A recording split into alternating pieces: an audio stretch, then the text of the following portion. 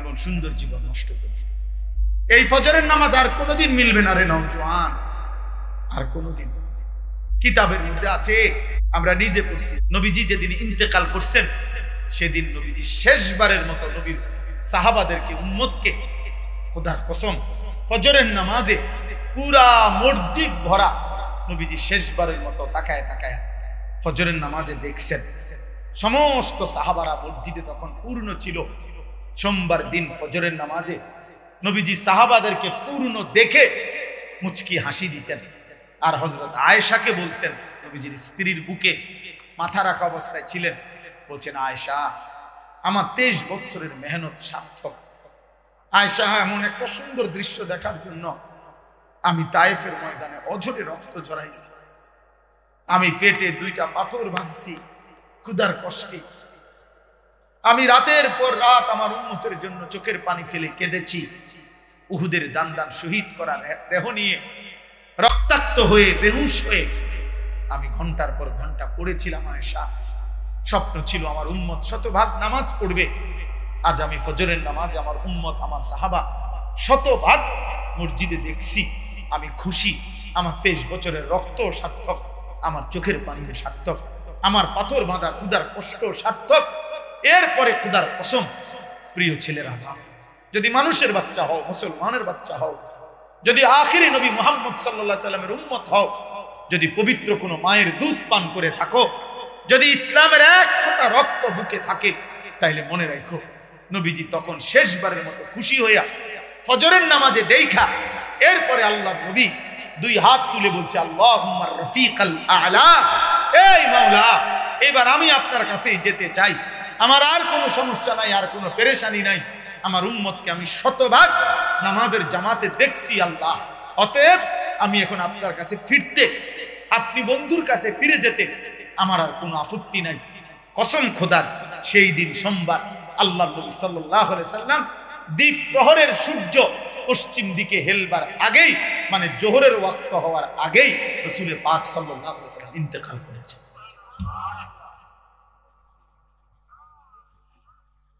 এজন্য উম্মতকে শেষবারের মতো দেখছেন কোন নামাজে? বলো না ভাই, কোন নামাজে? এই নওজোয়ান বলো না, ফজরের নামাজে। তোমার নবী শেষ হাসি দিয়েছিলেন, সেই আমল নামা হাসরের ময়দানে আমল নামা সুপারিশের জন্য যাবে, যে কাগজপত্র লাগবে না, সুপারিশ মানে মামুর বাড়ি, হাউজে কাউসারের পানির জন্য যাবেন, যে কোনো কাগজপত্র লাগবে না, কথা বলে না কেন? হ্যাঁ, আমল নামা দেখাইতে হবে না? তো নবী সাল্লাল্লাহু আলাইহি সাল্লাম তিনি তো আমল নামা দেখবেন। ওয়াজিনা বিকা আলা হাউলাই শাহীদা, সূরা নিসার মধ্যে আছে।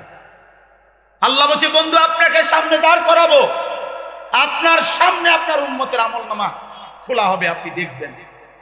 হাদিসে আছে নবীজি সাল্লাল্লাহু আলাইহি সাল্লামকে কিয়ামতের দিন ফুলসিরাতের সামনে আল্লাহ তাআলা বন্ধুকে দাঁড় করাবেন। বন্ধু আপনি এখানে দাঁড়ান আর তাকায় দেখেন আপনার ইমানদার উম্মত এখন পার হবে, আপনি দাঁড়ায় দেখেন।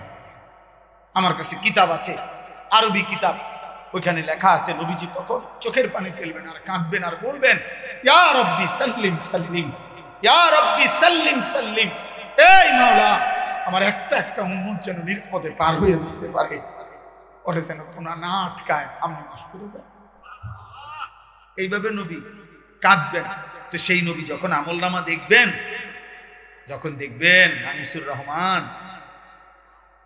365 দিন, 2, 4, 5 বছর 10 বছরের ভিতরে কোনদিন ফজরের নামাজ পড়ো নাই, 30 বছর টানা সুদ খাইছ, 30 বছর টানা কিস্তি নিছ, 30 বছর ধরে প্রতিদিন রঙিন টেলিভিশনে নাচ গান নর্তকের ছবি দেখছ, 30 বছর ধরে কথায় কথায় গালি দাও, বয়স হয়ে গেছে 60, এখনো বিড়ি সিগারেটের অভ্যাস ছাড়তে পারো নাই, তাইলে কত বছর যাবত বিড়ি খাইতেছ, সিগারেট খাইতেছ? এই আমল নামা যখন নবীজির সামনে দিবেন, উম্মত নবীজি বলবে, উম্মত এই ছিল শ্রেষ্ঠ নবীর শ্রেষ্ঠ উম্মতের আমল নামা, এটা আমি এটা নিয়ে আমার মালিকের সামনে কেমনে দেখাবো? তুমি আমার এই বড় মাথাটা, আমার এই সম্মানের মাথা কেমনে ছোট করে দিলাম আমি, এটা দেখাবো। একজন বাবা যদি 12 বছর বিদেশ কইরা আইসা বাবার সমস্ত টাকাটা যদি ঢাকা শহরে ছেলেটা পড়ে, আজকে 12 বছর বাপে যদি টাকা দেয়, 12 বছর পরে যদি চূড়ান্ত শেষ পরীক্ষায় সার্টিফিকেট আসছে যে ছেলেটা ফেল, তাইলে ওই বাপ কি পরিমাণ কাঁদবে আর বলবে, হায় বাপ, আমার 12 বছরের রক্ত পানি করা টাকা তোমারে দিছি, বিনিময়ে এই ফলাফল। নবীজি সাল্লাল্লাহু আলাইহি সাল্লামও বলবে, উম্মত, আমার 23 বছরের রক্তের বিনিময়ে, চোখের পানির বিনিময়ে এই আমল না, এই আমল না। একটা ছেলে হলো ভাই, একজন, আমি ফেরিওয়ালা মানুষ, একজনের জন্যই ভাব, একজনই হতো, একজন একজন। আল্লাহ আমাদেরকে তৌফিক দান করে, আল্লাহ আমাদেরকে তৌফিক দান করে। আমি যে আয়াতখানা পড়ছি, এই আয়াতের এই শেষ কথাগুলো বলি। সূরা কলম 29 নম্বর পারার 6টা ছোট্ট ছোট্ট আয়াত আছে, এই আর 5-7 মিনিটের মধ্যে শেষ। আপনারা শুধু খেয়াল করেন, আমাদের নবী সাল্লাল্লাহু আলাইহি সাল্লাম যখন মক্কায় ইসলাম প্রচার শুরু করছেন, তো মক্কার কুরাইশরা প্রতিদিন নবীজিকে গালি দিত, মন্দ বলত, শারীরিকভাবে জুলুম করত, আবার মুখে গালি দিত। নাউজুবিল্লাহ। নবীজিকে কখনো বলতো মুহাম্মদ একজন গণক, কাহেন, কখনো বলতো মুহাম্মদ সাহের, জাদুকর। নাউজুবিল্লাহ। কখনো বলতো মুহাম্মদ আবলাহ, বোকা, নির্বোধ। কখনো বলতো মুহাম্মদ শায়ের, মুহাম্মদ একজন কবি। নাউজুবিল্লাহ। কখনো বলতো মুহাম্মদ কাজ্জাব, একজন মিথ্যাবাদী। নাউজুবিল্লাহ। কখনো বলতো মুহাম্মদ মজনুন, পাগল। এভাবে গালি দিত, গালি দিত। এই তখন যেই গালিগুলো নবীজিকে দিত মক্কার কুরাইশরা, কাফের বেঈমানরা, তন্মধ্যে সবচেয়ে মুহাম্মদ একজন পাগল। নাউজুবিল্লাহ। মুহাম্মদ একজন পাগল। এই কথাইটার জবাব দেওয়ার জন্য আল্লাহ তাআলা সূরা কলমের শুরুতে আল্লাহ 2টা কসম করে আল্লাহ বলছেন, নুন ওয়াল কলম। নুন একটি অক্ষর যেটা কোরআনের মুজিজা, আর ওয়াল কলম আল্লাহ তাআলা বলেন, বন্ধু, যেই কলম দিয়ে আমি আল্লাহ আমার গোটা সৃষ্টি জগতের তাকদীর লেখাইছি লৌহে মাহফুজে, এই কলমের কসম। ওমা ইয়াসতুরুন, এবং আমার সৃষ্টির যত তাকদীর, যত কথা, যত সিদ্ধান্ত আমি আল্লাহ লেখাইছি, এই সমস্ত কথার, তাকদীরের সমস্ত বাক্যের, শব্দের কসম। 2টা কসম আল্লাহ বলছে, কলমের কসম, যে কলম দিয়ে আমি তাকদীর লেখাইছি, তাকদীরের সমস্ত লেখার কসম, যা আমি আমার সৃষ্টির জন্য সিদ্ধান্ত নিয়েছি। আল্লাহ বলেন, এই 2টা কসম করে বলছি, বন্ধু, আপনি ঘাবড়াবেন না বন্ধু। মা আনতা বিনিআমাতি রাব্বিকা বিমাজনুন। বন্ধু, আমি আল্লাহ কসম করে বলছি, আপনার উপরে আমার 24 ঘন্টা, আপনার উপরে আমার নিয়ামত, আপনার উপরে আমার রহমত বর্ষিত হয়। এমন প্রিয় বন্ধু, ভালোবাসার এমন আপনজন, আপনি পাগল নন। মা আনতা বিনিআমাতি রাব্বিকা বিমাজনুন। না রে বন্ধু, না। বেঈমান ভুল বলছে বন্ধু, আপনি ঘাবড়াবেন না। আমি রব্বুল আলামিন আপনাকে সার্টিফিকেট দিলাম বন্ধু। আমি আল্লাহ কসম করে বলছি বন্ধু, আপনি মোটেই পাগল নন। কেন পাগল হবেন? যার উপরে 24 ঘন্টা আমার নিয়ামত, আমার রহমত বর্ষিত হয়, আপনি কেন পাগল হবেন? এবার যেন নবীজি আল্লাহকে বলতেছেন, রব্বুল আলামিন, তাহলে এই বেঈমান কাফেররা আমারে তো পাগল বলে রে মাওলা, ওরা আমারে হাঁটতে চলতে পাগল বলে কেন তাইলে? আল্লাহ তাআলা সাথে সাথে জবাব দিয়েছেন, ওয়া ইন্না লাকা লা আজরান গায়রা মামনুন। ঘাবড়াবেন না বন্ধু, মন খারাপ করবেন না। আপনি আপনার কথা বলে যান, আপনার দাওয়াত, আপনার তালিম, আপনার মেহনত, আপনার ফিকির, আপনার চেষ্টা আপনি করে যান।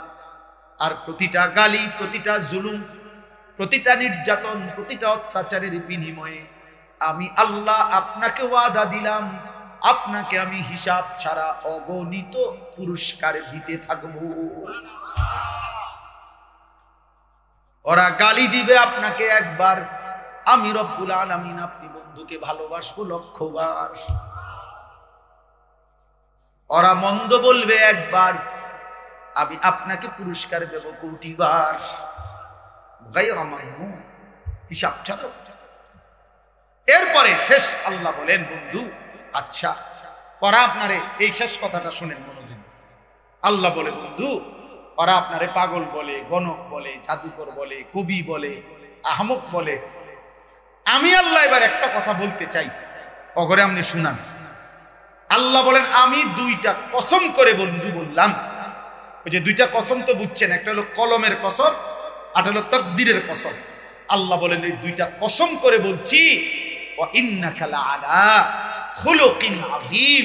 এই গোটা সৃষ্টি কায়নাতের মধ্যে সমস্ত উত্তম গুণ, সর্বশ্রেষ্ঠ যত উত্তম চরিত্র, উত্তম আখলাক, উত্তম সৌন্দর্য, রূপে, গুণে, আখলাকে, চেহারা, চলনে, বলনে, আচরণে, উচ্চারণে, রাতে, দিনে, ঘরে, বাইরে, বাজারে, সংসারে, উঠতে, বসতে, একাকী, প্রকাশ্য, অন্ধকারে, আলোতে, 24 ঘন্টা আপনাকে আমি আল্লাহ যেভাবে সাজিয়েছি, সর্বশ্রেষ্ঠ আখলাক, সর্বোচ্চ গুণ, সবচেয়ে বেশি সুন্দর উত্তম করে আপনাকে আমি সাজিয়েছি। আমি এবার এটা চ্যালেঞ্জ করলাম, বন্ধু অগরে শুনায় দেন, আপনার 63 বছর আমি আল্লাহ সাজায় দিছি। আপনার রাত আমি সাজিয়েছি, আপনার দিন আমি সাজায় দিছি, আপনার হাসি আমি সাজায় দিছি, আপনার কান্না আমি সাজায় দিছি, আপনার চুল আমি সাজায় দিছি, আপনার চেহারার ডিজাইন আমি সাজায় দিছি, আপনার চরিত্র আখলাক আমি সাজায় দিছি। এবার বেঈমানদেরকে বলেন, কিয়ামত পর্যন্ত আমি কসম করে আল্লাহ চ্যালেঞ্জ করলাম, আমি বন্ধু আপনার জীবনের 63 বছরের মধ্যে 1 সেকেন্ডের উপরে বলেন একটা লাল কালির দাগ বসাই। বলেন ইন্নাকা লাআলা খুলুকিন আযীম। আপনাকে আমি সর্বশ্রেষ্ঠ, সর্বোত্তম চরিত্রে, আখলাকে আমি আল্লাহ সৃষ্টি করেছি। এজন্য তিনি এমন রাসূল, দোস্ত আল্লাহ করে এত বড় নিয়ামত দিয়েছিলেন, খেলাঠেলি করেন লেগে, সুন্নি ওয়াহাবি পিটাপিটি করেন, জিলেবি আর বিরিয়ানি লইয়া কইনানি করেন। 23 বছরের চোখের পানি বিনিময়ে বিরিয়ানি আর জিলাপি? না না না ভাইয়া, এমন শ্রেষ্ঠতম নবী আল্লাহ করে এ ঠেলাঠেলি করেন লেগে দিছে। এমন শ্রেষ্ঠতম নবী আল্লাহ তাআলা আমাদেরকে মহব্বত করে দিয়েছেন। আমরা কিতাবে পড়ছি সমস্ত উত্তম গুণ, মনে করেন ধৈর্য, এটা একটা উত্তম গুণ কিনা? সাহসিকতা, এটা একটা উত্তম গুণ কিনা? কথা বলেন না কেন? হ্যাঁ, দানশীলতা, এটা একটা উত্তম গুণ কিনা? পরোপকার মানে অন্যের উপকার করা, এটা একটা উত্তম গুণ কিনা? এরকম যত গুণ হইতে পারে মানুষের চরিত্রের, তো কিতাবে লিখছে যদি সমস্ত গুণকে বলা হয় যে তুমি তোমার গুণটি সর্বোচ্চ কিরকম হইলে হয়, এরকম একজন মানুষের আকৃতি তুমি ধারণ করো। যে হে ধৈর্য, সর্বোচ্চ ধৈর্য কেমন হইলে হয়, একজন মানুষের আকৃতিতে তুমি ধরো। হে সাহসিকতা, সর্বোচ্চ সাহসিকতা কেমন হইলে সুন্দর হয়, তুমি আকৃতি ধরো। কিতাবে লিখছে সমস্ত উত্তম গুণকে যদি বলা হয় সর্বোচ্চ ওই গুণটি আকৃতি ধরো, তো খুদার কসম বারবার যার চেহারা ভেসে উঠবে তিনি মুহাম্মদ, মুহাম্মদ, মুহাম্মদ, মুহাম্মদ। ধৈর্যে যিনি সেরা তিনি মুহাম্মদ, সাহসিকতায় যিনি সেরা তিনি মুহাম্মদ, দানশীলতায় যিনি সেরা তিনি মুহাম্মদ, পরোপকারে যিনি সেরা তিনি মুহাম্মদ, রাত্রিবেলার ইবাদতে যিনি সেরা তিনি মুহাম্মদ, দাওয়াতে যিনি সেরা তিনি মুহাম্মদ, তালিমে যিনি সেরা তিনি মুহাম্মদ, তাওয়াক্কুলে যিনি সেরা তিনি মুহাম্মদ, তাকওয়াতে যিনি সেরা তিনি মুহাম্মদ। হর গুণে আমাদের নবী সাল্লাল্লাহু আলাইহি সাল্লাম তিনি সেরা, তিনি শ্রেষ্ঠ, তিনি সর্বোত্তম। আছে খুবা হামা দারান তু তনহা দারান। আল্লামা ইকবাল বলছে, হে নবী, ১৬ লক্ষ নবীর যত গুণ আছে সব যদি আপনার মাঝে দেখি, আপনি একাই সব। আছে খুবা হামা দারান তু তনহা দারান।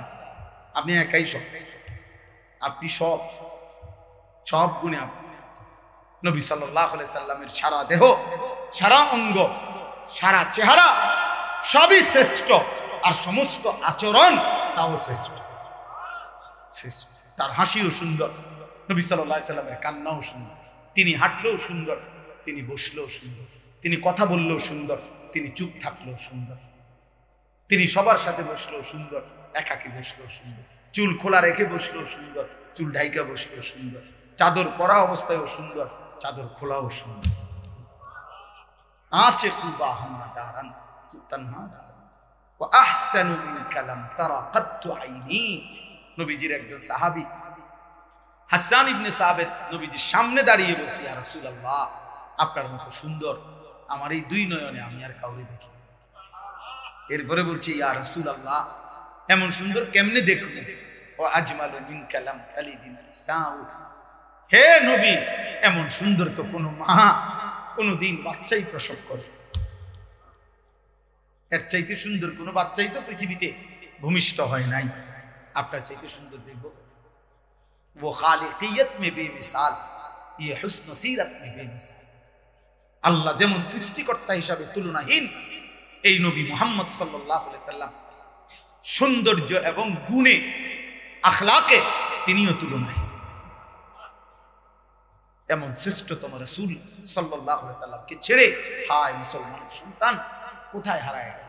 কার মতো চুল রাখে, কার মতো জামা পরে, সারাটা দিন কাকে দেখে দেখে কাটাবে? আমার ছেলেরা বলো প্রিয় ভাই, কোন মাটির মধ্যে যদি পায়খানা, একটু পায়খানাও যদি থাকে, তারপরও এই মাটিতে দুর্গন্ধ করে, পেশাব লাগলে দুর্গন্ধ করে। অর্থাৎ মানুষ যার সাহচর্য বা যেই বস্তুতে যার সান্নিধ্য সাহচর্য হয়, ওইটার প্রভাব তার উপরে পড়ে। এই জন্য এক বিন্দু পায়খানাও মাটিটারে দুর্গন্ধ বানায়, পেশাব প্যান্ট পাজামা জামাটাকে দুর্গন্ধ বানায় দেয়।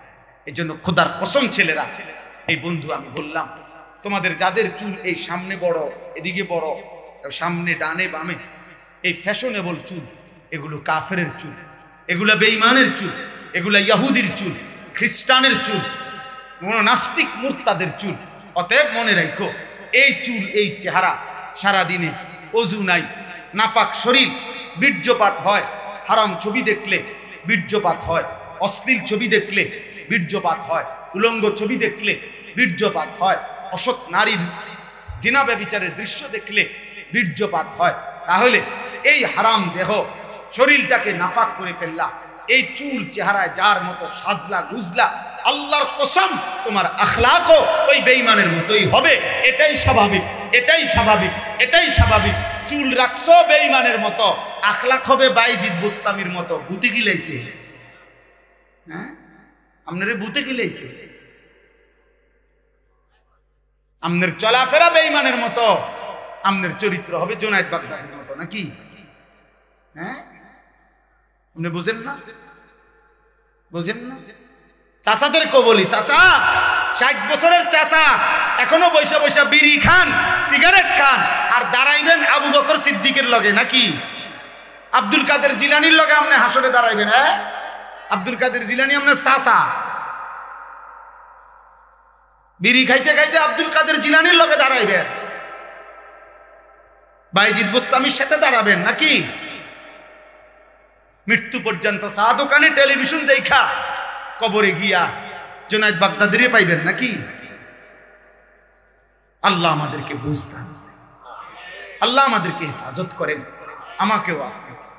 একটা ছেলেকেও যদি বুঝাইতে পারিস তো এই সার্থক এই মাহফিল। একটা ছেলে হলো, এটা বুঝো ভাইয়া, এই চুল চেহারা, এই লেবাস পোশাক, সারাদিনে তোমাদের যাদের শরীর নাফাক থাকে, পেশাব করে যারা ঢিলাকুলো টয়লেট পেপার ব্যবহার করো না, পানি ব্যবহার করো, দোস্ত আমার তুমি নাফাক, অপবিত্র। আর অপবিত্র হলেও মুশরিকের সিফাত। খোদার কসম, কোরআন শরীফে আল্লাহ বলছে, ইন্নামাল মুশরিকুনা নাজাস, একেবারে সরাসরি কোরআন শরীফের আয়াত। আল্লাহ বলছে নিশ্চয়ই যারা মুশরিক তারা নাপাক।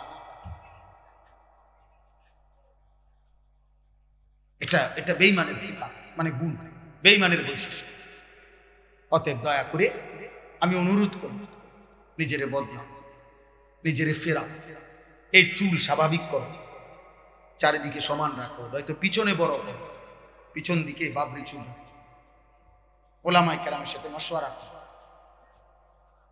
বিড়ি সিগারেট খানা ছেড়ে দেয়, নর্তকী দেখা ছেড়ে দেয়। যারা বড় মোবাইল ব্যবহার করছো ভাইয়া তুমি এটা সরাও, আলাদা রাখো। এটা দরকার তোমার, আচ্ছা দরকারটা দরকারের সময় ব্যবহার করো।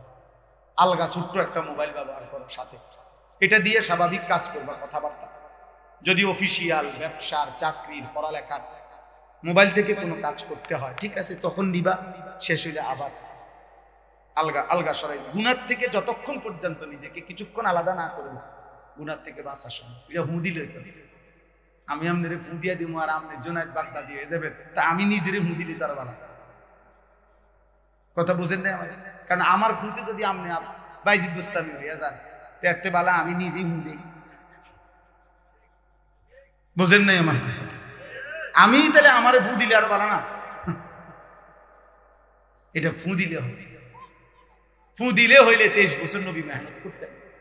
এই জন্য আমরা চেষ্টা করি, ঠিক আছে ইনশাআল্লাহ। ছেলেরা বাপ, আগামীর পৃথিবীতে ইসলামের বিজয় যদি কেউ চায়, সারা পৃথিবী দোস্ত, বাংলাদেশ হিসাব করলে, এই রাজনীতি হিসাব করলে শুধু এই কদ্দুর নিয়া, বাংলাদেশ নিয়ে হিসাব করি, এক মুমিন আমি করতে পারি কদ্দুর আমি জানি না, কিন্তু আমার স্বপ্ন দেখতে হবে সারা পৃথিবী আমার কর্মক্ষেত্র। একজন মুমিন সারা পৃথিবীর স্বপ্ন। অতএব সারা পৃথিবী ব্যাপী আল্লাহর দ্বীনের বিজয়ের জন্য আমাদেরকে সেজদাওয়ালা হইতে হবে, আমাদেরকে ফজরের নামাজে অভ্যস্ত হইতে হবে। আলহামদুলিল্লাহ আমার একটা ব্যক্তিগত মেহনত আছে, ফজর ক্যাম্পেইন। আমি এই কাজটা করি, এখানে অনেক আলেম আছেন, যদি কেউ, আমি আপনাদেরকেও দায়িত্ব দিলাম, কোনো মসজিদের ইমাম সাহেব যদি থাকেন, নিজ দায়িত্বে আপনি এটা করবেন। আমি ব্যক্তিগতভাবে এটা করি। ফজর ক্যাম্পেইন মানে ফজরের নামাজের জন্য প্রচারণা, অর্থাৎ আপনি আপনার মহল্লার একটা দুইটা ছেলেকে মহব্বতের সাথে বলবেন যে ভাইয়া চলো তুমিও ফজর পড়বা, আর তুমি তোমার একজন বন্ধুকে টার্গেট করে ফজরের জন্য উঠাইবে। এটারে ফজর ক্যাম্পেইন। আস্তে আস্তে 2 জন 3 জন করে করে আলহামদুলিল্লাহ ধারাবাহিক মেহনত করলে ফজরের মুসল্লি বাড়বে। কেন? ফজরের মুসল্লি যারা, কিতাবে স্পষ্ট আছে, মাহাদির সৈনিক তারা। ফজরের মুসল্লি যারা দাজ্জালের বিরুদ্ধে লড়বে তারা। ফজরের মুসল্লি যারা, ইহুদিদের চূড়ান্ত পতন হবে ওই ঈমানদারদের হাতে। এটা তাওরাত কিতাবে আছে, তাদের কিতাবে। আমার কাছে আরবি কিতাব আছে, আমার গাড়িতে আছে। তাওরাত কিতাবে লেখা আছে মুসলমানদের ওই জামাতের হাতে ইহুদিদের চূড়ান্ত পতন হবে। মুসলমানের যেই জামাত জুমা এবং আল্লাযীনা কানু ফি সালাতিল ফজরি কা সালাতিল জুমআ, যাদের জুমা এবং ফজর বরাবর। আমাদের জুমা এবং ফজর বরাবর বলে না, মানে আমরা বরাবর, বুঝেন নাই? আমরা যতজন জুমা পড়ে এতজন ফজর পড়ে বরাবর, 50, 4 ভাগের 1 ভাগ। তাহলে আমাদের বিজয় এখন অনেক দূর, এখন অনেক। হ্যাঁ না, এটা কইয়া দিলে হইতো না চাচা, আপনি কইয়া কারে দায়িত্ব দেন? গপ মারলে হইতো না, শুধু আপনি করবেন কিনা সেটা বলছেন। আপনার হায়াত আপনি বলেন যে হুজুর আমি 30 বছর ধরে বলছি এই লোকটাকে বা একজনকে ফজরের নামাজ পড়ার জন্য, 30 বছরও সে পড়ে নাই। আল্লাহর কসম, রব্বে কাবার কসম, 30 বছরের বলার নেকি আল্লাহ আপনার আমলনামায় দিয়ে গেল। গপ মারলে হইতো না। সাধুয়ানি বসে বসে আবার যেখানে যার হ্যাঁ হয়তো সমাজটা তো শেষ, তো এখন সমাজ আলগি দিবে কে? ঠিক করবে কে? আপনি করবেন, আমি করব, সবাই মিলে করবে। কেউ 10 জনকে বলবে, কেউ 10,000কে বলবে, কেউ 1 জনকে বলবে, কেউ নিজেকে বলবে, অসুবিধা কি? কথা বোঝেন নাই আমি? অতএব এটা জরুরি, মন খারাপ করবে না, সবাই হতাশার সুযোগ নাই। মুসলমানের জন্য হতাশ হইলে কুফরি, কুফরি কয়, হতাশা কুফরি। আল্লাহ বলছে তোমার হতাশ হবা, লা তাকনাতু মির রাহমাতিল্লাহ। এতএব আমরা চেষ্টা করতে হবে। আলহামদুলিল্লাহ চট্টগ্রাম সন্দ্বীপে আমাদের প্রায় 4000-এর চাইতে বেশি ছেলে ফজরের নামাজ জামাতে। আমি এই শুক্রবার গতকালকে ফজরের পরে ঢাকা নন্দীপাড়া ওইখানে 2 ছেলের দাওয়াতে গেছিলাম, ফজরবাদ বয়ান করছি, এই ফজর ক্যাম্পেইনের বয়ান। আলহামদুলিল্লাহ ওইখানে তারা আজকে 2 মাস চেষ্টা করিয়া, একটা ল্যাপটপের দোকানদার আর একটা ফার্মেসি আছে একটা ছেলে, এই ফার্মেসি চালাক, এই 2টা ছেলে উদ্যোগ নিয়ে আলহামদুলিল্লাহ ওরা বলতে লিস্টটি দেখাইছে, হাজিরা খাতা 380 জন লোক নতুন করে ফজরের নামাজ জামাতে পড়ে। অসম্ভব কিছু না, আপনি একজনের দায়িত্ব,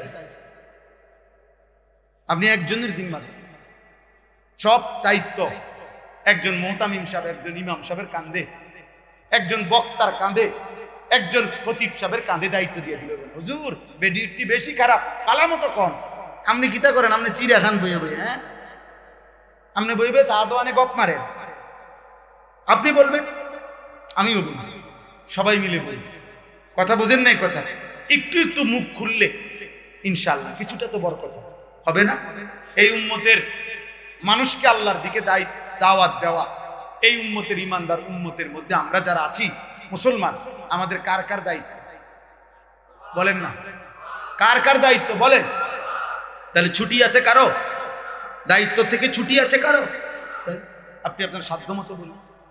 আমার মনে আছে, আমার আম্মারে আমি দেখছি বহুদিন ছোটবেলায়, ভিক্ষুক মহিলা, ভিক্ষার লেগাই, মাই বলতো, কসম খোদার মারে আমি দেখছি, মা বলতো গো তোমারে 2 গা চাইল বাড়াইয়া দিমু, তুমি আমার কত কথা হইবা বইও, চাও তুমি 10 ঘরে চাইল যা পাইতা আমি তোমার একবারে দিয়া দেবো, তুমি আমার কথা শোনো। তো মা ওরে দেখতাম বেডি রে অজু নামাজের কথা বলতো। আমার আম্মা শুধু ক্লাস 4 পাস করছে, 4র্থ শ্রেণী, 5-এ পড়ে, ক্লাস 5-এ উঠছে, আর প্রাইমারি স্কুলে মার বিয়ে হয়ে গেছে। মায় কইছে 5-এ উঠছে আর বিয়ে হয়ে গেছে। এমন মা আমার, আলহামদুলিল্লাহ মায়ের চোখের পানিতে মার 5 ছেলে, আলহামদুলিল্লাহ 5 জনই আলেমে দ্বীন হয়েছে। খালাস, আল্লাহর জন্য মেহনত, আপনি আপনার মতো করে করেন, বলেন ইনশাআল্লাহ। সবাই চেষ্টা করবেন ইনশাআল্লাহ। ফাসাতুবসিরু ওয়া ইউবসিরুন বিআইয়িকুমুল মাফতুন। আল্লাহ নবীকে সান্ত্বনা দিয়েছে, বন্ধু আপনি মেহনত করে দেখতে থাকেন, আর ওরাও বিরোধিতা করে দেখতে থাকুক, আমি আল্লাহ প্রমাণ করে দেব কম সময়ের মধ্যে বিআইয়িকুমুল মাফতুন। পাগল কে মাতাল কে আমি দেখাই, আমি আগাম। পরবর্তী 23 বছরে সারা পৃথিবী জুড়ে মুহাম্মদ আরবি সাল্লাল্লাহু আলাইহি সাল্লামের কালেমার দাওয়াত পৌঁছে গেছে। আবু জেহেল, আবু লাহাবের নাম আজ আর কোন কুত্তাও নেয় না, কুত্তাও নেয় না, কুত্তাও নেয়। ফেরাউনের নাম কুত্তাও নেয়, এই জন্য নাফরমানের নাম থাকে,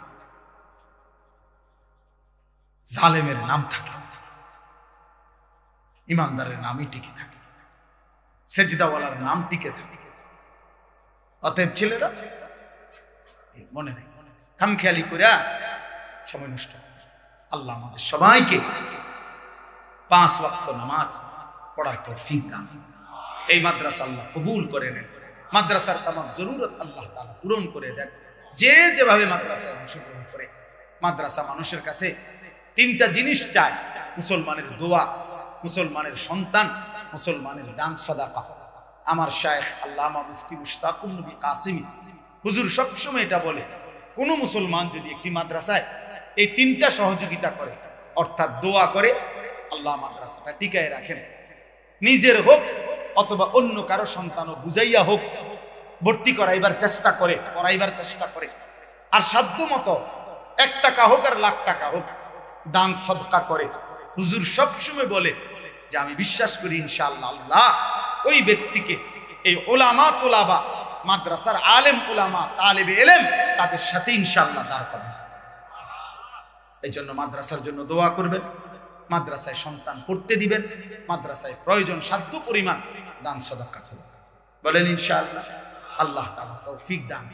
শেষ একটা ছেলে, একজন হিম্মত করে দাঁড়াও যে আমি ফজর পড়বো, একজন বন্ধুকে ডাকবে, চাও দেখি একজন হিম্মত কর। মাশাআল্লাহ। আর কেউ? মাশাআল্লাহ। আর কেউ? মাশাআল্লাহ। বুঝা দাঁড়াইও, কিন্তু জিম্মাদারি নিচ্ছ। চাচা তো আপনি চাচাই আমার মাশা, আমি নওজোয়ান চাই, আল্লাহ কবুল করেন। আলহামদুলিল্লাহ, মাশাআল্লাহ, ইনশাআল্লাহ আমরা বিশ্বাস করি। বসো ভাই, ইনশাআল্লাহ একদিন এই কিশোর নওজোয়ান ফিরবে, একদিনেরাই আগামী দিনে মাহাদির সৈনিক হবে ইনশাআল্লাহ। এই ফিলিস্তিনও বিজয় হবে, গাজাও বিজয় হবে, ইসরায়েলও হেরে যাবে ইনশাআল্লাহ। আল্লাহ আমাদেরকে তৌফিক দেন, কবুল করেন। সুবহানাল্লাহি ওয়া বিহামদিহি, সুবহানাকাল্লাহুম্মা ওয়া বিহামদিকা, আশহাদু আল লা ইলাহা ইল্লা আনতা, আস্তাগফিরুকা ওয়া আতুবু ইলাইক। আলহামদুলিল্লাহি রাব্বিল আলামিন। মাওলাই করিম আপনি মাফ করে দেন, রব্বে করিম আপনি মাফ করে দেন। আয় আল্লাহ, রাত গভীর মাওলা, গভীর রাত, লাখো কোটি বান্দা ঘুমিয়ে গেছে, আমরা ঘুমাই নাই, আমরা মাফ চাচ্ছি মাওলা। আমাদের গুনাহ অনেক বেশি, আমাদের পিছনের গুনাহ মাফ করে দেন। আগামী জীবন সুন্দর করে দেন, ঈমান আমলের দৌলত দান করেন, ইজ্জত আফিয়ত দান করেন, তাকওয়া তাহারত দান করেন, হিম্মত ইস্তেকামত দান করেন, ইখলাস দান করেন, সেজদা ওয়ালা কপাল বানিয়ে দেন, কাঁদনে ওয়ালা চোখ বানিয়ে দেন, জিকির ওয়ালা জবান বানিয়ে দেন, মোহব্বত ওয়ালা দিল বানিয়ে দেন, সুন্নাত ওয়ালা জীবন বানিয়ে দেন, আপনার গোলামির হক আদায় করার তৌফিক দান, ফজরের মুসল্লি বানিয়ে দেন। লা ইলাহা ইল্লাল্লাহু ওয়াহদাহু লা শারীকা লাহু ওয়া নাশহাদু আন্না সাইয়্যিদানা ওয়া হাবিবানা ওয়া মাওলানা মুহাম্মাদান আবদুহু ওয়া রাসূলুহু। أما بعد فأعوذ بالله من الشيطان الرجيم. بسم الله الرحمن الرحيم.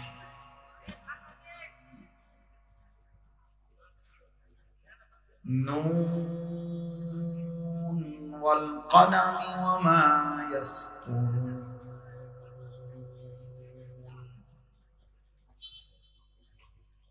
ما أنت بنعمة ربك بمجنون.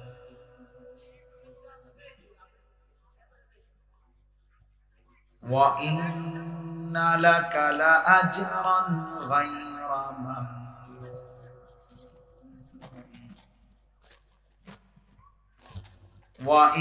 وإنك لعلى خلق عظيم.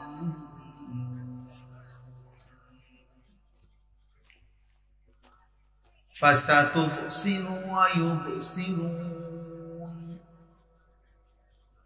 بأيكم المفتون. صدق الله مولانا العظيم. وقال نبينا صلى الله عليه وسلم بعثت لأتمم مكارم الأخلاق. اللهم صل على محمد وعلى آل محمد كما صليت على إبراهيم وعلى آل إبراهيم إنك حميد مجيد. اللهم بارك على محمد وعلى آل محمد كما باركت على إبراهيم وعلى آل إبراهيم إنك حميد مجيد. سبحانك لا علم لنا إلا ما علمتنا إنك أنت العليم الحكيم. الحمد لله. আল্লাহ পাক রব্বুল ইজ্জত জুল জালাল ওয়াল ইকরামের ফজল কারাম, রব্বুল আলামিনের ইহসান, মেহেরবানি, দয়া, আল্লাহ তাআলা আমাদেরকে আজ 27 সেপ্টেম্বর 2025 রোজ শনিবার কুমিল্লা জেলা তিতাস উপজেলাধীন সাতানি দারুল উলুম মাদ্রাসার উদ্যোগে আজকের এই দ্বিতীয় বার্ষিক তাফসীরুল কোরআন মাহফিলে আল্লাহ তাআলাই আমাদেরকে আসবার বসবার আল্লাহর জন্যই জমা হওয়ার তৌফিক দান করেছেন। এজন্য সকলেই বলি আলহামদুলিল্লাহ। মুআজ্জাজ মুহতারাম হাজিরিন, বিশেষ করে নওজোয়ান ছেলেরা, তোমাদেরকে আমার অনুরোধ, এখনো ফাঁকে ফাঁকে অনেক জায়গা আছে দোস্ত, যারাই দাঁড়ায় আছো সর্বোচ্চ বসবার চেষ্টা করো। এখানে বসলে বরকত হবে আল্লাহর কথা শুনবার জন্য। আরে সবাই কথা বলেন, আমি তো বলতেছি, দয়া করে ভাইয়া তোমরা পিছনে ফাঁকা ফাঁকা বসো, নাই তো ওইখানে যেখানে আসো এখানেই বসো, রাস্তা ধইলে রাস্তায় বসো, জুতার উপরে দরকার হলে ভর দিয়া তারপরে হলেও বসো, বসলে বরকত হবে। আমি বললাম বসো, এরপরে যদি কেউ বসতে কোনোভাবে রাজি না হয় সে চলে গেলে না, দয়া করে তুমি চলে যাও, এত কোনো আমার অসুবিধা। এটা তো নির্বাচনী কোনো জনসভা না আমার, বা আমি কোনো প্রার্থী না, কাজেই কম হোক বেশি হোক এতে তেমন কোনো আসে যায়। কথা বলে না ভাই, কথা বলুন সবাই, যেমনি সুবিধা হয় বসলে। মাশাআল্লাহ, ওই ভাই তোমরা বসো, বও না বা, মাশাআল্লাহ। এই ছেলে বসো।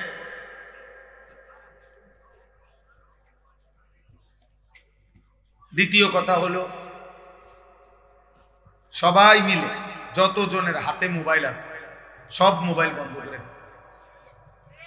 একজন হাতে ধরে মোবাইল রেকর্ড করার কোনো দরকার নেই। আমি অনুরোধ করলাম, আদেশ করলাম, আমার অনুরোধ অল্প কিছুক্ষণ সময় তুমি তোমার জন্য শোনো।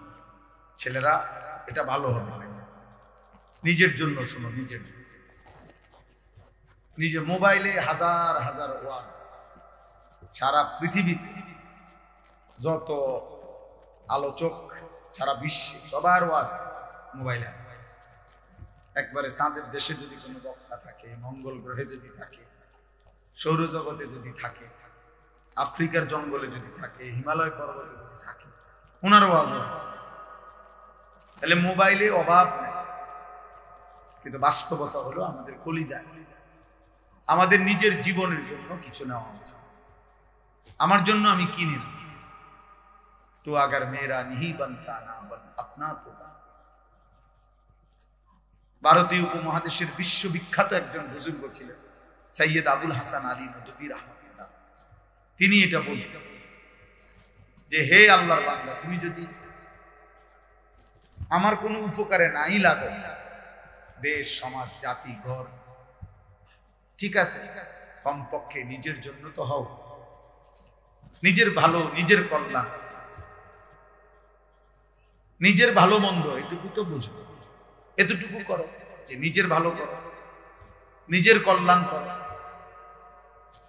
তাইলে আসলে কোরআনুল কারীমের মধ্যে আল্লাহ তাআলা ইরশাদ করেছে, ইয়া আইয়ুহাল্লাযীনা আমানু আলাইকুম আনফুসাকুম, হে ঈমানদারগণ তোমরা সকলেই নিজেকে মজবুত ভাবে ধরো। নিজেকে মজবুত ভাবে ধরো মানে নিজেকে গড়ো, নিজেকে গড়ে তো সাজিয়ে তো। ঈমান, ইসলাম, আখিরাতের ফিকিরে করণীয় কি, বর্জনীয় কি, আমার জন্য আল্লাহ তাআলার হুকুম কি, নিষেধ, এটা শুনে বুঝে আমল করে নিজেকে গড়ে।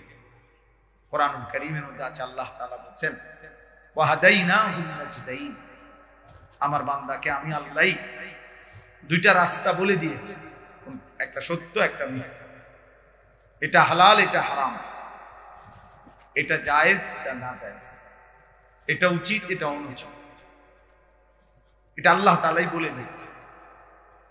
তাহলে সেই আলোকে কমপক্ষে নিজেকে গড়, হাতে মোবাইল ধরে রাখবে, সত্য কথা বলে। ছেলেরা ভাইয়া কথাটা আমার লঙ্ঘন করো, আমি আবারও অনুরোধ করছি, প্রয়োজনে তুমি চলে যাও, কোনো অসুবিধা নেই। আমি তো শুরুতেই বললাম আমি কোনো প্রার্থী না, কাজে আমার কোন অনেক জনসমর্থন লাগবে না, আমি জনসমর্থন দিয়ে কি করি? আল্লাহর কথা একজনের জন্য যে পরিমাণ গুরুত্ব, 1 লক্ষের জন্য সেই পরিমাণই গুরুত্ব, সমান গুরুত্ব। নবী সাল্লাল্লাহু আলাইহি ওয়াসাল্লাম বলেছেন ফাওয়াল্লাহি লা আন ইয়াহদিয়াল্লাহু বিকা রাজুলান ওয়াহিদান খায়রুন লাকা মিন হুমুরিন না'ম, আল্লাহর কসম তোমার দ্বারা একজন ব্যক্তি, নবীজির হাদিস,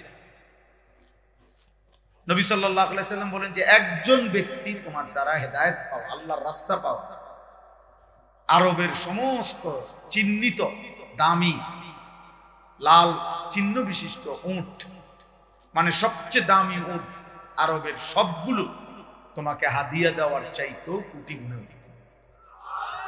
কয়জন ব্যক্তি? একজন।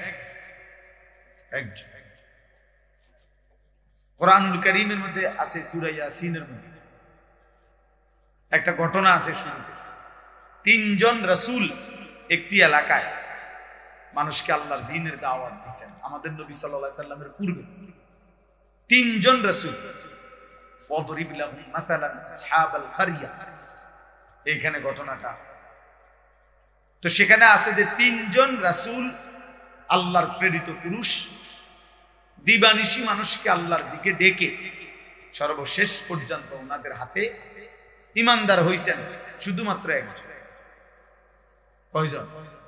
একজন। ওয়াজাআ মিন আকসাল মাদিনাতি রাজুল, এই একজন, একটা লোক। তো এটা কি ওনাদের ব্যর্থতা? মানে এই রাসূলগণ ব্যর্থ? হাদিসে আছে আল্লাহর নবী সাল্লাল্লাহু আলাইহি সাল্লাম বলেন, আমি স্বপ্নের মধ্যে আল্লাহ তাআলা আমাকে দেখাইছেন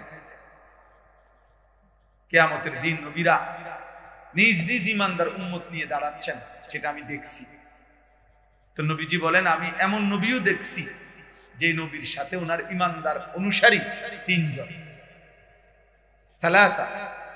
কোন নবীকে দেখছি ওনার ঈমানদার উম্মত 2 জন, ইসলাম। কোন নবীকে দেখছি ওনার ঈমানদার উম্মত 1 জন, ওয়াহিদ।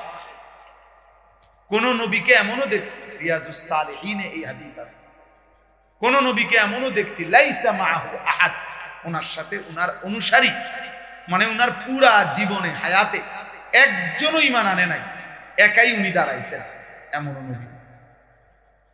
তাহলে অসুবিধা? তাহলে ওই নবী কি ব্যর্থ? কথা বলেন না, ওই নবী কি নবী হিসেবে বাদ? তাইলে জনপ্রিয়তা একটা ধোঁকা, এটা মূল কোনো বিষয় না। মূল বিষয় হলো আল্লাহর কথা শোনা, আল্লাহর কথা বলা, আল্লাহর কথা পৌঁছানো। এই জন্য নওজোয়ান, আবারও বললাম প্রিয় ভাই, যে কতক্ষণ সময় আমরা শুনি, দয়া করে তুমি তোমার জন্য মোবাইলটা টিপো না, মোবাইলটা হাতে এটা নিয়ে ব্যস্ত, পকেটে নিয়ে নাও। আমরা কোনো রাত চুক্তি বসছি না, সারা রাত চুক্তি বসি নাই, অল্প কিছুক্ষণই কথা হবে, এরপরে আমরা সবাই যার যার মতোই চলে যাব। এই জন্য এই সামান্য সময় মহব্বত করে আন্তরিকতার সাথে মনোযোগ দিয়ে আল্লাহর কথা শুনলে, এটা নিয়ম পরীক্ষিত কথা। কোরআনে বারবার আল্লাহ তাআলা বলছে, বান্দা আমার কথা মনোযোগ দিয়ে শুনি। আল্লাহ তাআলা বলছে ফাসতামিউ লাহু ওয়া আনসিতু, আমার কোরআন যখন পড়া হয় মনোযোগ দিয়ে শোনো এবং চুপ থাকো। আল্লাহ বলছে বান্দা চুপ থাকো, আমার কোরআন পড়া হচ্ছে, আমার কথা বলা হচ্ছে, আমার কথা বলা হচ্ছে। আমার আব্বারে দেখতাম মোবাইলে কল আসলে আব্বা মোবাইল রিসিভ করলে সবাই আর আগে চুপ একদম, মানে মোবাইলে কথা বলার জন্য আব্বা সব ঠান্ডা করে দেয়। আল্লাহ তাআলা বলছে আমার কথা হচ্ছে, অতএব তোমরা সকলেই দুইটি কাজ করো, ফাসতামিউ লাহু, এক নাম্বার মনোযোগ দিয়ে শোনো, দুই নাম্বার ওয়া আনসিতু, এবং পুরোপুরি চুপ থাকো। আল্লাহ বলেন আমি ওয়াদা দিলাম লাআল্লাকুম তুরহামুন, অবশ্যই এতে করে তোমাদের উপরে রহমত বর্ষিত হবে। তাফসীরে রুহুল মাআনিতে আছে রহমত বর্ষিত হবে মানে কি? রহমত বর্ষিত হবে মানে হলো আল্লাহ তাআলা তৌফিকুত তাআ, আল্লাহ তাআলা এই কথাগুলোর আলোকে তোমাকে আমল করার তৌফিক দান করবেন। এটাই রহমত। যে নামাজের কথা শুনছিলা মনোযোগ দিয়া, আল্লাহ তোমাকে নামাজের তৌফিক দিবে। হালাল হারামের কথা মনোযোগ দিয়ে শুনছিলা, আল্লাহ হালাল হারাম মানার তৌফিক দিবে। গুনাহ থেকে বাঁচার কথা মনোযোগ দিয়ে শুনছিলা, আল্লাহ তাআলা গুনাহ থেকে বাঁচার হিম্মত দেবে। জাহান্নামের ভয়ের কথা শুনছিলা, জাহান্নাম থেকে বাঁচার যোগ্যতা দেবে। জান্নাতের কথা শুনতেছিলা, যে জান্নাতি আমল করার তৌফিক দিয়ে দেবে। শর্ত কি? মনোযোগ দিয়ে শোনা, চুপ থাকা। বলেন কি শর্ত কি? বলেন সবাই বলে। চুপ থাকা। কোরআনুল কারীমের মধ্যে আছে মুসা আলাইহিস সালাম, আল্লাহ তাআলা ওনাকে বলছে, মুসা নবী, যে হে মুসা, তুর পাহাড়ে আমি তোমারে কৌশল করে আনছি, আমি আনছি তোমার এই পাহাড়ে। এই আগুন দরকার, ঠান্ডা লাগতেছে, আগুনের তালাশে আসছো, সবই আমি আল্লাহর সিস্টেম, আমি তোমার এইভাবে আনাইছি এখানে।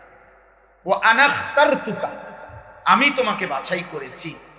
এবার আল্লাহ নিজে বলতেছেন ফাসতামি' লিমা ইউহা, মুসা এখন আমি যা বলবো, ওয়াহি করব, আমি আল্লাহ যা বলবো, ফাসতামি', তুমি মনোযোগ দিয়ে শোনো। কাকে বলছে? বলেন না কাকে বলছে? মুসা নবী। মুসা নবী মনোযোগ দিয়ে শোনো। কোরআনুল কারীমের মধ্যে আছে আল্লাহ তাআলা বলেন ফাবাশশির ইবাদ আল্লাযীনা ইসতামিউনাল কাওলা ফায়াত্তাবিউনা আহসানা উলাইকা আল্লাযীনা হাদাহুমুল্লাহ ওয়া উলাইকা হুমুল মুফলিহুন। আজিমুশ শান আয়াত। আল্লাহ বলেন হে নবী, আমার ওই বান্দা, অল্প কয়েকটা বাচ্চা ছেলের আওয়াজ শোনা যায়, ছোট ছোট বাচ্চাকে শোনা যায়। সবাই সবাই কথা বলেন, আপনারা কথা বলেন। কেউ একজন, যে কোনো একজন, কেউ জিম্মাদারি নিয়ে, কোনো বড় ভাই ছেলে বাবা বুঝের হইলে তুমি গিয়ে দেখো থামানো যায়। সবাই কথা বলা যাবে, সবাই বুদ্ধি দিলে ক্ষতি হয়। এমনিতে পৃথিবীতে সবচেয়ে বেশি বুদ্ধিজীবী বাংলাদেশে। সারা পৃথিবী চালাইবার মতো যে পরিমাণ বুদ্ধিজীবী দরকার, আলহামদুলিল্লাহ এগুলো আমাদের বাংলাদেশে সাধু কালে ঘুরে দিন। এরকম দুই একটা জাতিসংঘ আমরা চা দোকানে নিয়মিত হয়।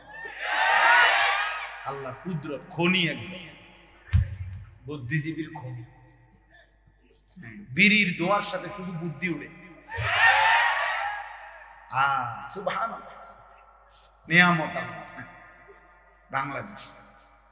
শুধু আপনি এখান থেকে বলবেন যে, এখন শুধু বলে দেখেন না যে ভাই গরিপুর যান, কেমনে গেলে বাঘে, আমনে যারে জিগাইছেন উনি হয়তো বলার সুযোগে পাবে না বাকিদের বুদ্ধি। আরে এদিকে আসেন, মিল ভিতরে কিতা জিগা, আঙ্গালের ফুট কাঙ্গালে কি জানে। আপনি আমার কাছে আসেন না, ডেইলি আমি গরিপুর যাই, আমি না বুদ্ধি দিব আপনার। এই শেষ, মানে বেচারা আর গরিপুর যান না, এখানে আপনার বুদ্ধিতে শুয়ে লাগছে। এই জন্য বুদ্ধি কম দিলে। আমি একবার আমার মাদ্রাসায় মাহফিল করাইছিলাম, তো বাইরে প্যান্ডেল করছি, বৃষ্টি হয়েছে। বৃষ্টি হওয়ার কারণে মাদ্রাসার ভিতরে নামাজের জায়গা আছে, ওইখানে নিয়ে আসছি। শেষে আপনার এই পরিমাণ বুদ্ধি দিতেছে, মানে আমারে, শেষে আমি দুঃখে নিজে মাইকে গিয়া বলছি আপনাদের কাছে বিনীত অনুরোধ, আলহামদুলিল্লাহ যে পরিমাণ বুদ্ধি জমা হয়েছে, এগুলো আমি সেটিং করতে অনেক সময় লাগে। আপাতত আজকের জন্য আল্লাহর ওয়াস্তে আর বুদ্ধি দিয়ে ঘোষণা দিয়ে থামাইছি। তাইলে বাপ বলতেছিলাম, আল্লাহ তাআলা বলেন, আমি যে কথাটা বলছিলাম, আল্লাহ তাআলা বলেন হে নবী, আপনি আমার ওই বান্দাদেরকে জান্নাতের সুসংবাদ দিয়ে দেন। ফাবাশশির, জান্নাতের সুসংবাদ দিয়ে দেন তাদেরকে যারা ইয়াস্তামিউনাল কাওলা, যারা মনোযোগ দিয়ে কথা শোনে, ফায়াত্তাবিউনা আহসানা, অতঃপর সর্বোত্তম কথা কোরআন সুন্নাহর অনুসরণ করে। আল্লাহ বলেন প্রথমত মনোযোগ দিয়ে শুনে এরপরে আমল করে আপনি তাদেরকে জান্নাতের সুসংবাদ দিয়ে দেন। তো আল্লাহকে যদি আপনি প্রশ্ন করেন, আল্লাহ আপনি মনোযোগ দিয়ে শুনলেই, অনুসরণ শুরু করলেই আপনি জান্নাত দিয়ে দিবেন? আল্লাহ বলে হ্যাঁ, উলাইকাল্লাযীনা হাদাহুমুল্লাহ, এমন বান্দাকে হেদায়েতের পথে আমি আল্লাহই চালায় দেব, পরে উল্টা পথে যাইতেই দিব, পরে ভুল পথে যেতেই দেব, আমি আল্লাহ ফিরায়। আল্লাহু ইয়াজতাবি ইলাইহি মান ইয়াশা ওয়া ইয়াহদি ইলাইহি মান ইউনিব। কোরআনুল কারীমে আল্লাহ বলছে আমি যাকে পছন্দ করি, ইচ্ছে করি, আমি আমার অসংখ্য বান্দাকে টেনে ডাইরেক্ট টাইনা আমি আমার দিকে নিয়ে আসি, আমার দিকে। আল্লাহু ইয়াজতাবি, জাযব, জাযব মানে টেনে আনা, আসমানি আকর্ষণ। আমি যাকে চাই তাকে আমি টেনে নিয়ে আসি, সরাসরি টেনে নিয়ে আসি। আমার উস্তাদ ছিলেন হযরত মাওলানা এরশাদুল্লাহ রাহমাতুল্লাহি আলাইহি। আমার সেই প্রিয় উস্তাদ মারা গেছেন। জোহরের নামাজ মসজিদে পড়ছে, মসজিদে বসে বসে তাসবিহ পড়তেছিলেন, এই অবস্থায় ঘুরে পড়ছে, ওই অবস্থাতে ইন্তেকাল হয়েছে। আমার এমন একজন প্রিয় উস্তাদ ছিলেন, নোয়াখালী লক্ষ্মীপুর তুমচর মাদ্রাসা। তো হুজুরে বলতেন যে আল্লাহ যারে কবুল করে তারে আল্লাহ তাআলা ক্ষেতের কিনার থেকে মাদ্রাসার নিয়ে আসে, আল্লাহ যারে কবুল করে না তারে মাদ্রাসার বারান্দার থেকে ধাক্কা দিয়ে বের করে যা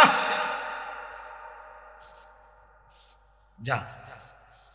এজন্য আমরা কিতাবে পড়ছি হযরতে হালিমা রাদিয়াল্লাহু তাআলা আনহা, নবীজির দুধ মা হালিমা, উনি বাচ্চা খুঁজতেছে অন্যান্য ঘরে ঘরে।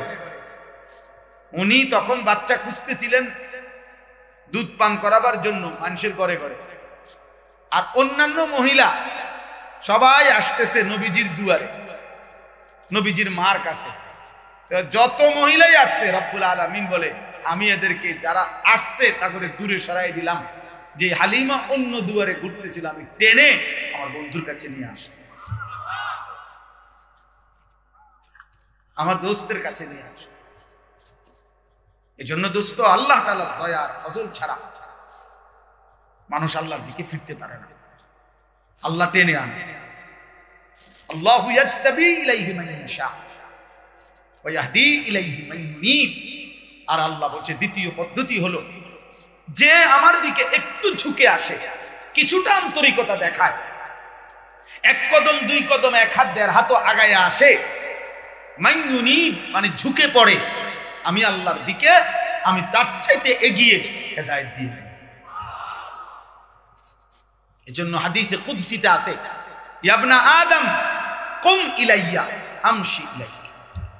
আল্লাহ তাআলা বলেন হে বনি আদম তুমি আমার জন্য দাঁড়াও, আমি তোমার জন্য হাঁটবো।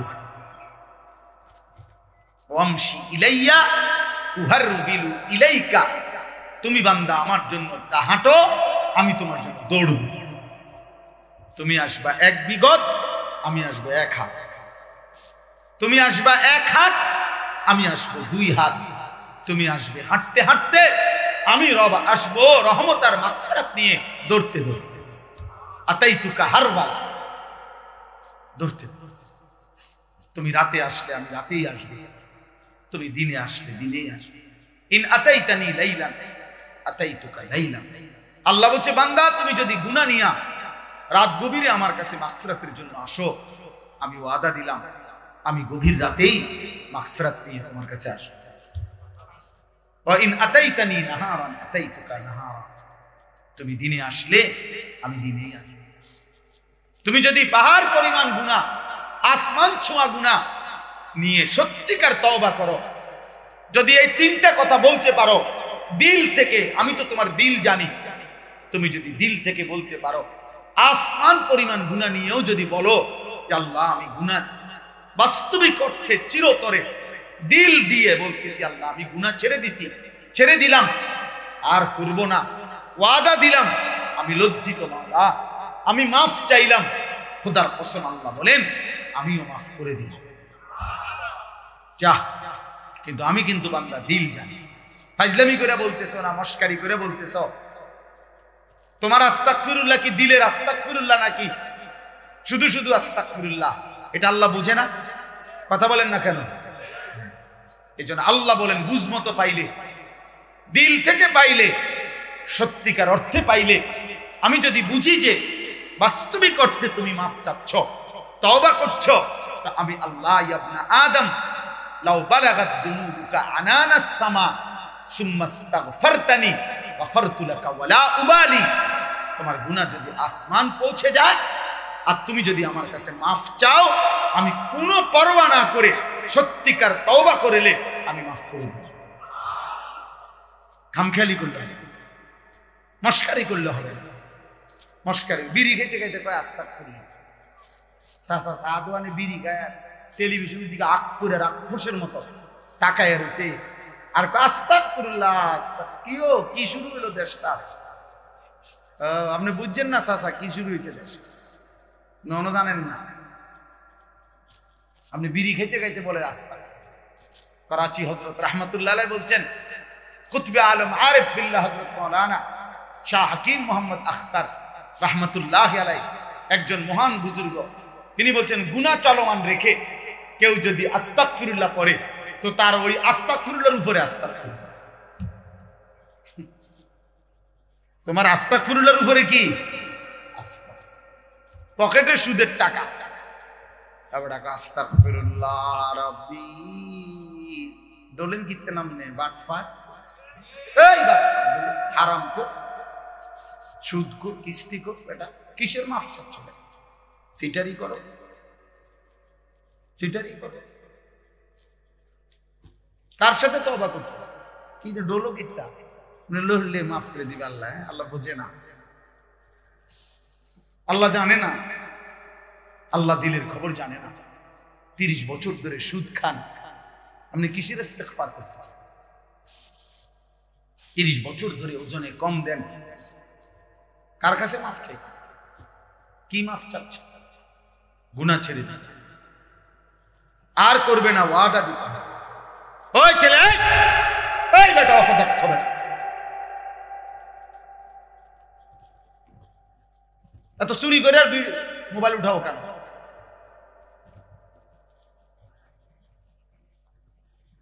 ফালতু কথা। তোমারে বলছি না বেটা, ভালো না লাগলে তুমি চলে যাও, অসুবিধা কি? আমার সমস্যা আবার হাসে।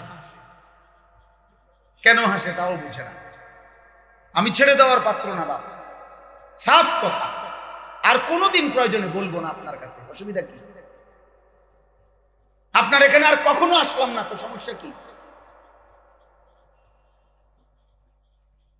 মনোযোগ দিতেই হবে দোস্ত। আজ আমাদের এটা বাস্তব কথা হলো, মনে কষ্ট নিয়েন না। ও আল্লাহ ওকে ভালো করে, আমরা দোয়া করি আল্লাহ তার জিন্দেগি বদলায় দেয়। ভাইয়া বিশ্বাস করেন, আজ যদি সন্তানকে শক্ত করে না ধরেন, আমাদের সন্তান, আমাদের প্রজন্ম, আমাদের জেনারেশনের অবস্থা খুব খারাপ। আমরা যদি টানে না ধরি, আমরা যদি না ধরি, আমাদের ছেলে পেলেদের হালাত, এই কিশোর জুয়ান 16 বছর 18 বছর 20 বছরের গুনাহ শুনলে ছেলেদের, আল্লাহর কসম আপনারা বয়স করা পাগল হয়ে যাবে। ফোলা নষ্ট হয়ে গেছে। আপনি যে বলতে যে দূর ভাবছেন, এদুর না বাপ। কম অসংখ্য ছেলের সাথে, বাংলাদেশের শত শত ছেলের সাথে আলহামদুলিল্লাহ আমার ব্যক্তিগত সম্পর্ক আছে। আমি তাদের সাথে কথা শুনি। আমার দায়িত্বপ্রাপ্ত 3 জন উস্তাদ আছে যারা মোবাইলে ওদের কথা সংরক্ষণ করে, রেকর্ড করে। 30 বছরের নিচে ছেলে যেতে ওদের সাথে কথা বলে, শুনে হালাত আমারে শোনায়। বিশেষ কিছু ক্লাস 9-এর ছেলের গুনাহ আর অসভ্যতার কথা শুনলে আপনি কাঁদবেন গইলে। মুসলমানের সন্তানের জিনা আর ব্যভিচারের কথা শুনলে আপনি পাগল হয়ে যাবেন যে এত অল্প বয়সী সন্তান এত বেশি যদি গুনাহ করে ফেলে। মাত্র 16 বছরের ছেলে যদি এত নারী, এত উলঙ্গ ছবি রাতভর যদি এভাবে দিনের পর দিন উলঙ্গ ছবি দেখে, নর্তকী দেখে, জিনা ব্যভিচারের দৃশ্য দেখে, ও বাঁচবে কেমনে? না, ও বাঁচবে কিভাবে? ও টিকবে কিভাবে? আগামীর সমাজ বাঁচবে কেমনে? কিতাবের মধ্যে কথা স্পষ্ট আছে, কোন সমাজে, কোন মহল্লায় জিনা, ব্যভিচার, পরকিয়া, নারীর সাথে অশ্লীলতা যদি বেড়ে যায়, আল্লাহর কসম ওই সমাজে প্রথম যে ক্ষতি হয়, মানুষের ঘরের স্ত্রী, সন্তান, মেয়ে, কেউ তখন আর নিরাপদ থাকে না। তখন মানুষের মধ্যে, ওই সমাজ মহল্লার মধ্যে পবিত্র নারী পরবর্তী একটা সময়ে পবিত্র চরিত্রবতী কুমারী এবং সতী সাধ্বী নারী মুশকিল হয়ে যায়। আর 2 নাম্বার হলো, আল্লাহর কসম আমার কাছে কিতাব আছে, রূহ কি বিমারিয়া और उनका इलाज, কিতাবের মধ্যে আছে, ওই মহল্লায়, ওই সমাজে, ওই জনপদে আল্লাহর আযাব দুর্ভিক্ষ আকারে নেমে আসে।